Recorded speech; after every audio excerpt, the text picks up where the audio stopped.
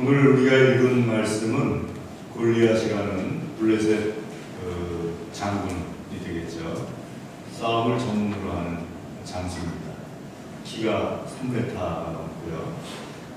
어려서부터 싸움만 훈련을 받은 사람입니다.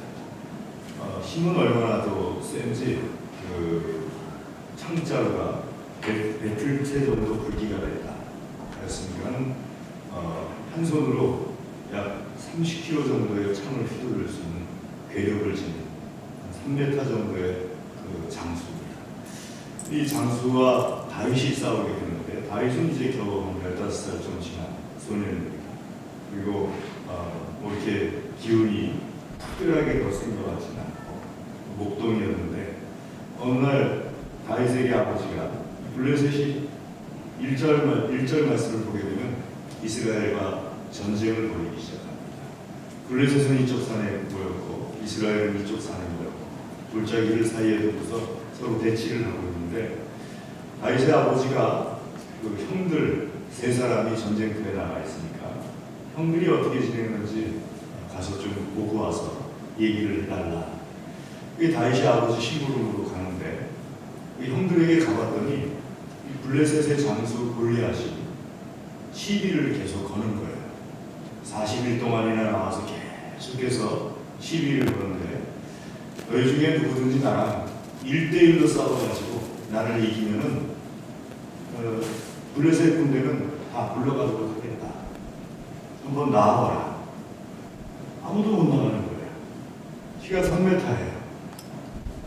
창 한 자루가 30kg가 넘는 것을 한 손으로 휘두를 수 있는 사람이에요. 그러니까 사울왕도 굉장한 거인인데 꼼짝을 못하고 막사에 숨어있고, 다른 이스라엘 병사들도 하나님을 조롱하고 이스라엘을 조롱하고 그렇게 조롱하고 무시하고 막말하는데도 그냥 속으로 부글부글만 끓고 있고 아무도 나서지 못하는 거예요. 그게 40일을 지났어요.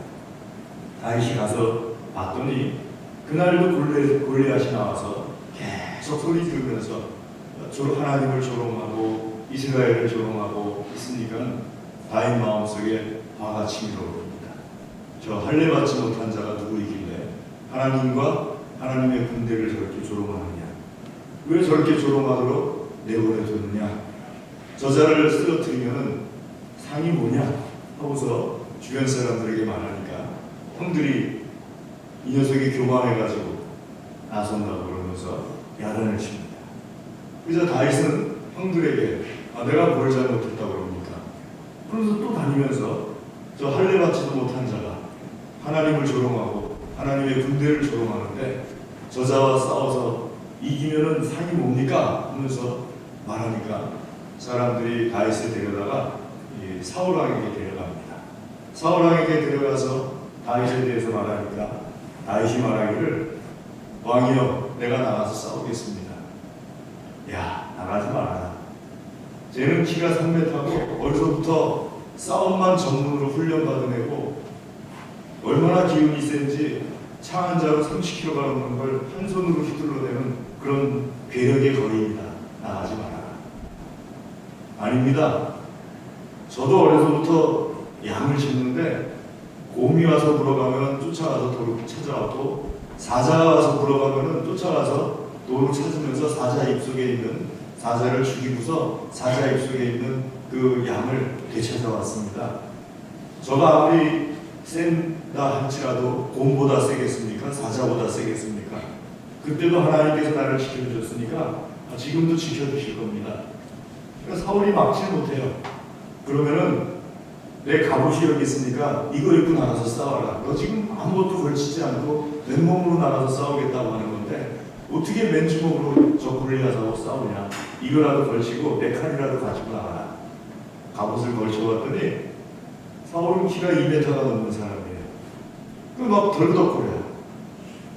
투구를 썼더니 눈을 가리고 갑옷을 입었더니 끌리고 칼은 또 너무 커가지고 휘둘르기도 쉽지가 않고, 그러니까는 이거 걸리적거려서 안 되겠습니다. 저는 그냥 제 식대로 하겠습니다. 사울이 막을 수가 없으니까 이제 다윗을 내보냅니다. 골리앗이 딱 오니까 자기와 싸우겠다고 나오는 이스라엘의 병사가 하나 나오는데 소년이 나와요. 더 화가 났어요. 나를 뭐 길가에 개로 하느냐? 막대기 하나 들고 나와가지고 나랑 싸우려고 하게? 내가 너를 찢어가지고 죽여서 찢어서 그 하늘의 새들의 먹이로 줄 것이다. 네 하나님은 참 인물도 없다. 어떻게 너 같은 애를 내보내느냐 하면서 조롱을 하면서 골리앗이 막 흥분해가지고 막 싸움을 막 도르면서 하니까 다윗이 달려가면서 골리앗에게 말합니다. 그래, 너는 칼과 창과 단창을 들고 나오지? 너는 네 힘을 믿고 나오지? 나는 만군의 하나님 여호와의 능력으로 너에게 나간다. 하나님께서 오늘 너를 죽이고 블레셋 병사들을 다 죽여서 길가의 들짐승들의 밥이 되게 하실 것이다. 그러고서 맞서 싸우고 하면서 그 싸우기 전에 돌멩이 5개 주셨잖아요. 그걸 물매에다 걸어가지고, 이 물매는 우리 그 새총하고 좀 다른 거예요. 그 짝대기 같은 데다가 가죽으로 이렇게 걸어서 돌리다가 탁 놓으면은 돌멩이가 날아가게 되는 그런 그 구조예요. 이스라엘에 칼이 없었어요. 그러다 보니까 칼이라고는 사울하고 요나단 딱 2자리밖에 없다 보니까 이스라엘 사람들이 싸우려고 나오는데 보면은 그냥 물맷 가지고 나오고 곡괭이 갖고 나오고 이러면서 싸웠지, 블레셋은 다 칼을 가지고 있었어요. 그럼 다윗도 마찬가지예요. 물매 갖고 싸우는데 첫 번째 돌을 물매에 걸어서 탁 튕겨서 던졌더니 그게 골리앗의 이마에 박혀버립니다. 그리고 골리앗이 그냥 자빠져 버려요.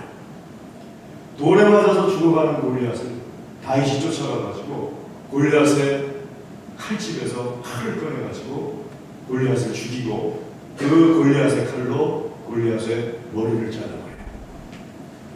머리 한 손 들고 칼 한 손에 들고 질질 끌면서 덜렁덜렁하면서 사울 앞에 나타납니다.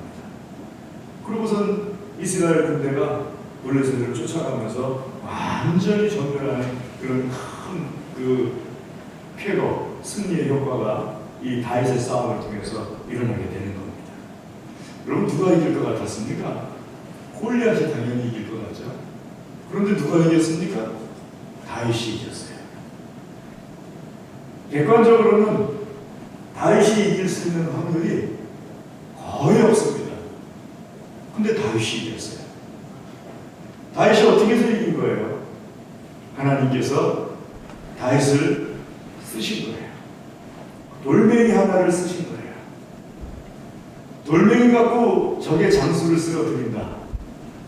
그거 있을 수 없는 일이에요. 여러분들이 그 그리스 병사들 그리고 그 시대 병사들의 옷을 보면은요, 방패가 하나 있습니다.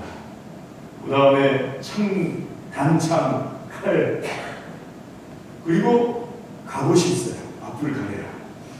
각반을 찹니다. 손에도 각반을 차, 보호대를 찹니다. 머리에는 투구를 써요. 투구를 쓰는데 여기만 이렇게 가리는 투구가 아니에요. 코까지 가리는 투구예요. 눈만 이렇게 내놓고 코까지 가리는 투구예요. 돌에 맞는다고 그게 투구가 깨지는 그런 투구가 아니에요. 방패로도 막을 수가 있어요. 좀 잘하는 사람들은 칼로도 막을 수가 있어요. 근데 돌멩이가 그 투구, 방패, 칼을 비껴서 이마를 때려버렸어요. 그 이마에 박혀서 그냥 넘어져 버렸죠. 죽어갑니다.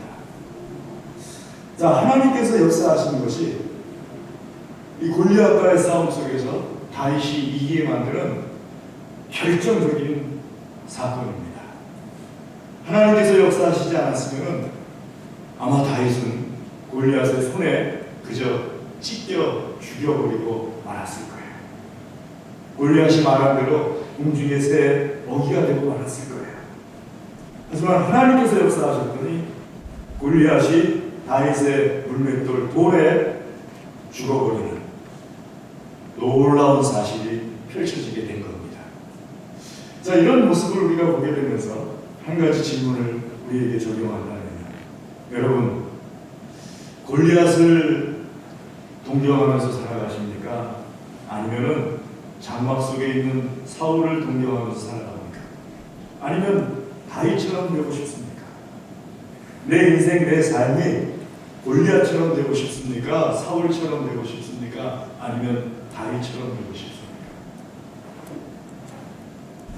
다윗처럼 되고 싶으신 분 별로 없을 거예요. 많은 사람들이 골리앗이라고 말을 안 하고, 한번 제가 이렇게 바꿔볼게요. 트럼프처럼 되고 싶습니까? 아니면 푸틴처럼 되고 싶습니까? 아니면은 저기 길에 나가고 있는 15살 아무것도 없는 소년처럼 살아가시고 싶습니까? 많은 사람들이 푸틴처럼은 아니더라도, 트럼프처럼은 아니더라도 그래도 좀 사람들이 알아봐주는 그런 사람으로 살았으면 좋겠다 하고 생각을 할 겁니다. 그저 길에 이름 없이 자전거 한 대 타고 다니는 그런 소년과 같은 삶을 살고 싶지 않다, 이렇게 생각하는 분들이 많을 겁니다. 하지만 오늘 하나님의 말씀을 통해서 우리가 알아야 될 것은, 트럼프 같은 사람 아니더라도, 푸틴 같은 사람 아니더라도 신앙으로 가득 차 있는 길의 소년 같은 삶이어도 좋으니까 신앙으로 가득 차 있는 삶을 살아야 된다 하고 말씀하시는 겁니다. 믿음으로 가득 차 있는 삶을 살게 되면 그가 아무리 작은 소년이라 할지라도 골리앗을 만났을 때 이길 수가 있습니다. 여러분, 골리앗은 사탄의 대변자입니다. 하나님을 대적해요. 엄청난 괴력과 엄청난 거인입니다. 자, 이런 사람이 하나님의 영광을 드러낼 수 있느냐? 아닙니다. 이런 사람은 하나님께서 쓰시는 소년 하나만 나타나도 어느 순간에 죽어버리고 마는 인생입니다. 그러면은 사울왕 같은 사람이 하나님께 사용받을 수 있느냐? 사울왕은 하나님 믿는 사람이라고 말하지만 생각이나 마음은 인본주의적인 생각으로 가득 차 있는 사람입니다. 그 앞에 장 15장 말씀에 아말렉과의 싸움에서 하나님께서 다 진멸하라고 했더니 좋은 건 다 남겨두고 나쁜 거는 불로 태워버리는 바람에 하나님께로부터 버림받고 16장에서 하나님께서 다윗을 골라서 새로운 왕으로 세우게 만드는 그런 생각으로 가득 차 있는 사람입니다. 아까운 건 하나님께서 명령하셔도 안 없애고, 아깝지 않은 것만 내 인간적인 생각으로 없애는 그런 생각으로 가득 찬 사람입니다. 인본주의적인 생각으로 가득 차 있으면요, 하나님께서 사용하실 수도 없고, 골리앗과 마주치게 될 때 내가 어느 순간까지는 내 힘으로 할 수 있지만 골리앗 같은 자가 나타나게 되면 장막에 숨어서 나올 수가 없습니다. 나보다 더 센 사람 나타나거든요. 하나님의 역사를 드러낼 수가 없어요. 여러분, 인본주의의 대표적인 모습이 창세기 말씀에 나오는 롯이라는 사람입니다. 롯의 두 딸이에요. 창세기에 보게 되면은 롯의 두 딸이 나오는데, 롯의 두 딸이 19장 말씀에 소돔과 고모라 성을 멸할 때 소알성으로 피했던 롯이 다시 산으로 도망가서 굴 속에 피하게 됩니다. 두 딸과 함께 피하게 돼요. 딸들끼리 서로 의논을 해요. 우리에게 후손이 있어야 되는데, 우리 아버지의 후손을 낳아야 되는데 주변에 사람이 다 없고 여자가 없으니까 너와 내가 아버지를 술 먹이고 아버지와 동침을 해서 자녀를 낳도록 하자.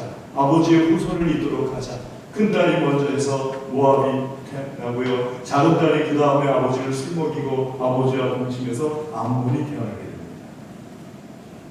그 사람 생각으로 그렇게 한 거예요. 사람을 그렇게 해서, 사람 생각으로 해서 하갈이라는 여인을 드리게 되고, 그 하갈을 통해서 이스마엘이라는 이스마엘 족속이 태어나게 된 거예요. 사람 생각으로 그렇게 한 거예요. 인본주의적인 생각으로 그렇게 한 거예요. 골리앗과 같은 큰 어려움이 나타났을 때 그 어려움을 이겨내기 위해서 인본주의적인 생각으로, 사람 생각으로 그렇게 하니까 모압 나오고 암몬 나오고 이스마엘 나오고 뭐 이런 식으로 돼버리는 거예요. 하지만 23장에 아브라함은 그렇게 하지 않아요. 자기 아들 이삭을 결혼시키려고 할 때 아브라함은 24장에 자기 종을 보내면서 자기 고향에서 신부감을 데려오게 합니다. 종이 물어봐요. 안 오겠다고 하면 어떻게 합니까? 하고 물어봅니다. 그러자 아브라함 말하기를 안 오면 말고 우리가 거기 가서 살 필요는 없지. 우리는 가나안을 안 떠난다. 그 의미가 거기에 담겨져 있어요. 하나님 주신 이 땅 우리는 안 떠난다. 안 온다고 하면 말하라. 그랬는데 그런 각오로 종을 보냈더니 리브가가 따라오잖아요. 하나님의 민족이 거기에서 일어나게 되지 않습니다. 여러분, 사울은 인본주의적인 모습이기 때문에 이런 모습을 담당하는 때때로 골리앗 같은 모습이 나타날 때 끝나버리는 거예요. 어느 순간까지는 잘 되는 것 같아요. 우리는 하나님 중심, 신본주의적인 삶을 살아가야 됩니다. 그럴 때 하나님께서 내가 비록 다윗 같을지라도 골리앗을 이기게 하시는 거예요. 저는 지난 주간에 박원순 시장님께서 목숨을 끊으셨잖아요. 생각도 못한 일이 벌어졌어요. 그 앞에 최숙현 선수가 목숨을 끊었을 때는 그때도 역시 생각도 못했어요. 왜냐하면 천인 3종 경기 선수잖아요. 얼마나 정신력이 강했어요. 그래도 젊으니까 그럴 수도 있겠다. 근데 조금만 더 견뎌보지 하는 생각을 했었는데 박원순 시장님이 목숨을 끊으니까 왜 그랬을까? 그 앞에는 노회찬 전 국회의원이 또 목숨을 끊었죠. 왜 그랬을까? 더 거슬러 올라가면 노무현 전 대통령께서 목숨을 끊었어요. 여러분, 이분들은요 굉장히 정신력이 강하신 분들이에요. 우리가 쉽게 정신력에 대해서 거론할 수 없는 분들이에요. 자기 신념에 의해서 살아오면서 그 신념을 지키기 위해서 그렇게 끝까지 그 신념에 의해서 거기까지 가신 분들이에요. 그럼 일반인들이 생각할 수 없는 멘탈을 가지고 있어요. 정신력을 가지고 있어요. 근데 이분들과 별개로 제가 생각한 것이 아무리 최고의 정신력을 가지고 있어도 골리앗 나타나면 끝이구나. 내가 아무리 큰 어떤 그 멘탈을 소유하고 있어도 골리앗 나타나면 사울왕처럼 장막 속에 들어서 나오지 않게 되는 거구나. 근데 멘탈이 뭐니 별 볼 일 없어도 다윗은 그 골리앗을 향해서 달려나가는 거잖아요. 하나님 중심으로 신본주의적으로 살 때 그런 역사가 일어나는 건데, 여러분 어떻게 그러면 우리가 신본주의적으로 살아갈 수가 있을까요? 여기서 열심히 기도하면 됩니다. 열심히 신앙을 노력하면 됩니다. 골리앗 나타난다니까요. 내가 열심히 기도해도 내보다 더 센 골리앗 나타나요. 내가 열심히 노력해도 나보다 더 센 골리앗 나타나면 끝이에요.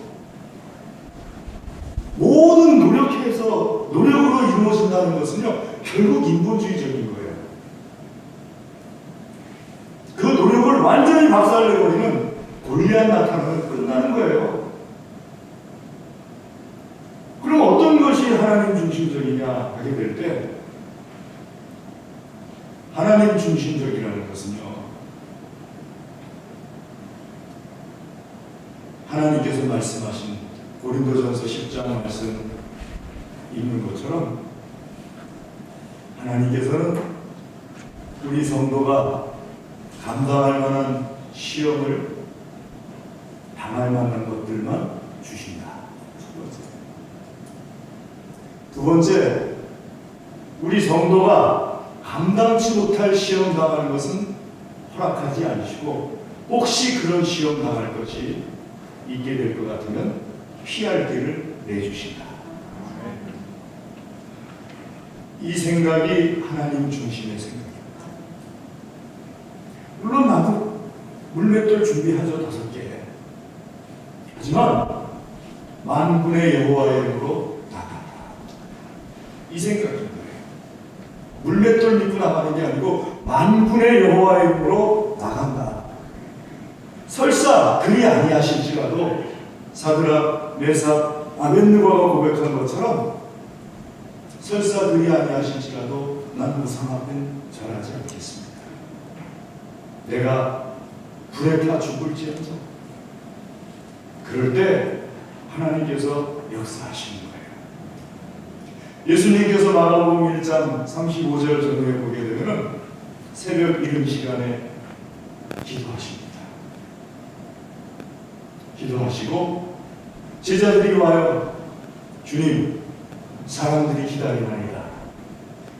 그럴 때 예수님께서 기도 후에 행하시는 모습이 그 사람들 앞에 자기를 드러내는 것이 아니고, 기도하신 후에 하나님께서 이끄시는 대로 전도하러 내가 왔노라. 여러 고을을 다니면서 전도하시더라. 하나님께서 우리에게 사울과 같은 모습을 통해서 하나님께서 같이 일하기를 원하실까요? 골리앗은 뭐 당연히 아니고요. 사랑하는 교회 여러분, 내가 열심히 나를 드러낼 수 있도록 힘을 길러야겠다. 열심히 나를 드러낼 수 있도록 힘을 길러야겠다 한 다윗이 소년 때보다 더 기운이 세졌을 때 골리앗 같은 사람 3명 나타나니까요, 불 속에서 죽음의 위기에 처하게 됩니다. 나중에 다윗도 못지않은 장수가 되었는데도 골리앗 같은 사람 3명 딱 나타나니까 안 돼요. 그런 모습은 하나님께서 역사하실 수가 없어요. 골리앗을 이기게 하실 수가 없어요. 조금만 힘을 내셔야 돼요. 자기한테 이렇게 한번 말해보셔야 돼요. 왕계야, 나 참 잘했는데 이제 하나님께 맡겨야 되는 시간이야. 내려놓을 수 있어야 돼요. 암귀야, 한귀야, 최선을 다했으니까 이제는 하나님께 맡기고 놓자. 하나님께서 하실 거야. 이런 순간이 있어야 돼요. 최선을 다하지 말라는 것이 아니라 결정적인 것은 하나님께서 역사하실 것을 믿고 나아가는 거예요. 그게 신본주의적이고 하나님 중심의 삶입니다. 그 삶을 통해서 하나님께서 역사하시고 이기게 해주시는 거예요. 사랑하는 교회 여러분, 오늘 이 다윗의 모습이 우리 모두의 모습이 되어가지고 어느 순간에든지 내가 힘이 있을 때든지 내가 힘이 없을 때든지 늘 이기게 하시는 하나님의 승리를 체험하시기를 주의 이름으로 축복합니다. 기도하겠습니다. 하나님 감사합니다. 주의 시간 주의 말씀을 우리에게 먹여주시고 우리를 축복하여 주시며 다윗처럼 우리 앞에 골리앗이 나타났을 때 하나님께서 이기게 하시는 승리하는 사람들 되게 하여 주시옵소서. 간절히 구합니다. 예수님의 이름으로 기도드리옵나이다. 아멘.